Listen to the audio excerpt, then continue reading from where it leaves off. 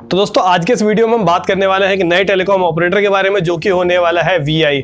तो ये वीआई आपका कोई वैसे देखा जाए तो नई कंपनी नहीं है। दरअसल वोडाफोन और आइडिया आपसे पहले मर्ज हो गए थे। उन्हीं दोनों कंपनियों को अब एक नया टेलीकॉम प्रोवाइडर के तौर पर लेकर के आया गया है और इसी के बारे में बात करेंगे, क्या कुछ पूरा सीन था, कैसे ये इन फ्यूचर काम करेंगे और क्या कुछ चीजें हमें देखने को मिल सकती हैं। तो इस वीडियो को शुरू करते हैं। अगर आपको वीडियो अच्छा लगे वीडियो को लाइक कर देना, चैनल पर नए हो तो चैनल को भी सब्सक्राइब कर लेना। अब बात कर लेते हैं इस बारे में कि ये कंपनियां जब 2018 में मर्ज हो गई थी तो ये अभी तक अपनी सर्विसेज को अलग अलग चला क्यों रही थी। तो भाई सीधा सा फंडा है एजीआर। एजीआर एक अमाउंट होता है जो टेलीकॉम ऑपरेटर के ऊपर किसी भी तरह का लोन आप कह सकते हो सभी पे, अभी तक जितनी भी कंपनियां आई थी सब पे थोड़ा थोड़ा है, किसी पे ज्यादा है। तो वोडाफोन और आइडिया दोनों पे भी ये था। अब तक करीबन अगर बात करें एजीआर की तो इन दोनों कंपनियों पे 58,000 करोड़ रुपए का एजीआर था, जो कि सुप्रीम कोर्ट ने कहा था कि आपको 1 से 2 महीने के अंदर ही पूरा जमा कराना है। अब इतना बड़ा अमाउंट ना तो वोडाफोन जमा कर सकता था ना ही आइडिया जमा कर सकता था, इसीलिए ये दोनों अभी तक अलग अलग अपना काम कर रहे थे। लेकिन यहाँ पे अब सुप्रीम कोर्ट ने इनको थोड़ी सी राहत दे दी है। यहाँ पे सुप्रीम कोर्ट ने क्या किया, आपको 1-2 महीने में सारा पैसा ना दे करके 10 साल की वैलिडिटी इनको दे दी है। तो यहाँ पे इनको थोड़ा सा लाइफलाइन मिल गई है कि अब ये 10 साल में अपना पूरा पैसा जमा करा सकते हैं। ऑलरेडी दोनों कंपनियां मिलकर के 8,000 करोड़ रुपए जमा करा चुकी हैं, लेकिन अब बचा है 50,000 करोड़, जो कि अगर ये 10 साल तक कराते हैं तो हर साल इनको 5,000 करोड़ रुपए ही जमा करने होंगे, जो कि काफी आसान रह सकता है इन कंपनियों के लिए। अगर ये सारा पैसा एक साथ जमा करते हैं तो इनके लिए बहुत ज्यादा चुनौती वाला काम होने वाला था। और अब जब दोनों कंपनियां एक साथ मर्ज हो गई हैं तो यहाँ पे इन्होंने अपना नया प्रोवाइडर वीआई बना लिया है और इनकी वेबसाइट है myvi.in। तो अभी आप अगर जाओगे वोडाफोन की वेबसाइट खोलोगे तो वो आपको रीडायरेक्ट कर देगी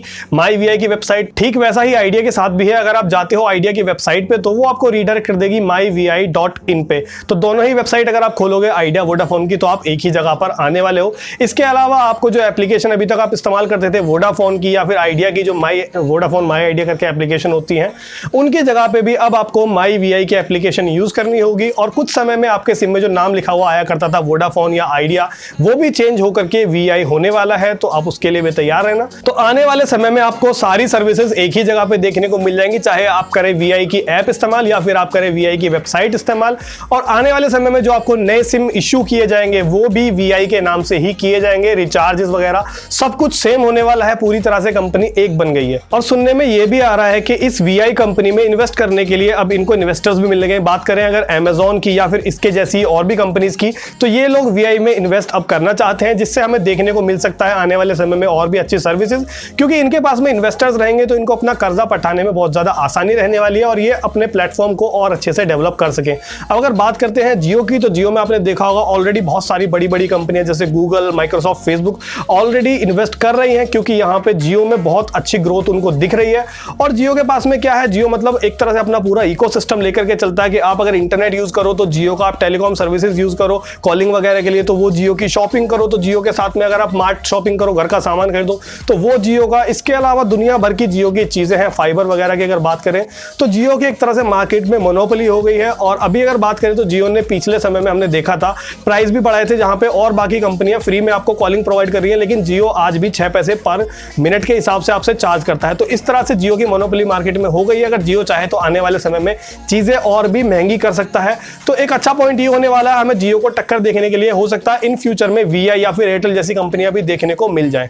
और एक और चीज ये थी कि जियो पे कोई भी कर्ज ना होने की वजह से जियो अपना जो प्लेटफॉर्म है 5G का वो जल्दी ही लेकर के आने वाला है। इसके लिए कोई कर्जा वगैरह कुछ नहीं चाहिए होगा, सारी चीजें जियो की अपनी रहेंगी। लेकिन बाकी कंपनियों के साथ में छोटी सी अच्छी चीज अब जाकर के ये होने वाली है कि अगर इनको इन्वेस्टर्स मिलते हैं तो ये भी अपने 5G को जल्दी से जल्दी मार्केट में लेके आ पाएंगे, जिससे हमारे पास में सिर्फ एक 5G सर्विस ऑपरेटर नहीं होगा, बाकी और भी रहेंगे। तो प्राइस हमें वहां भी अच्छा देखने के लिए इन फ्यूचर हो सकता है मिले। अभी अगर बात करते हैं प्रेजेंट सिचुएशन की, तो इंडिया में आपको मालूम होगा सबसे सस्ता इंटरनेट हमें मिलता है। किसी भी अदर कंट्री की अगर हम बात करते हैं तो इंडिया के मुकाबले वहां पर महंगा इंटरनेट है। इंडिया ऐसी कंट्री है जिसमें सबसे कम रेटों पर हम इंटरनेट चला पाते हैं और इसी की वजह से मोबाइल टेलीकॉम ऑपरेटर्स को परेशानी हो रही है। उनके ऊपर जो लोन है वो उस पैसे को पटा नहीं पा रहे हैं। तो इनका कहना है कि आने वाले समय में हम अपने इंटरनेट की कीमतें बढ़ाएंगे, जिससे हमारे पास में पैसा आएगा और हम अपने लोन्स को चुका पाएंगे। अगर बात करें एयरटेल के फाउंडर की, जो कि सुनील भारती मित्तल जी हैं, तो उन्होंने कहा है कि हम 1 GB डेटा के लिए 100 रुपए तक इन फ्यूचर चार्ज करने को तैयार हैं।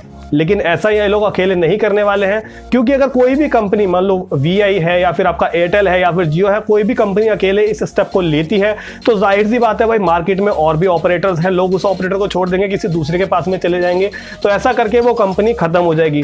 तो आपको परेशान होने वाली कोई भी बात नहीं है, कोई एक कंपनी ऐसा कभी नहीं करेगी। जब भी ऐसा कुछ स्टेप होने वाला होगा तो सारी कंपनियां साथ में बैठ के मीटिंग करेंगी, फिर उसके बाद में जो भी कुछ रहेगा सारी कंपनियां आपस में मिल बांट करके चीजों को करेंगी, अकेले कोई भी नहीं करने वाला। तो दोस्तों बस यही कहानी थी आजकल क्या कुछ चल रहा है टेलीकॉम इंडस्ट्री में और इस VI के बारे में, कि आपको आने वाले समय में क्या कुछ चीजें देखने को मिल सकती हैं VI की तरफ से और क्यों इस प्रोवाइडर को अब तक मर्ज होने में इतना ज्यादा समय लगा था। तो बस दोस्तों यही था आज के वीडियो में। उम्मीद करता हूं आपको वीडियो अच्छा लगा होगा। अगर वीडियो आपको हेल्पफुल लगा है तो वीडियो को लाइक कर देना, अपने दोस्तों के साथ में शेयर कर देना। आपको कोई सवाल है, सुझाव है तो आप कमेंट बॉक्स में लिख सकते हो। चैनल पर नए हो तो चैनल को सब्सक्राइब भी करना, साथ ही बेल आइकन प्रेस करना ताकि मेरे आने वाले वीडियोस के नोटिफिकेशन आपको रेगुलरली मिलते रहे। मैं मिलता हूं आपसे आने वाले किसी और वीडियो में, तब तक के लिए गुड बाय।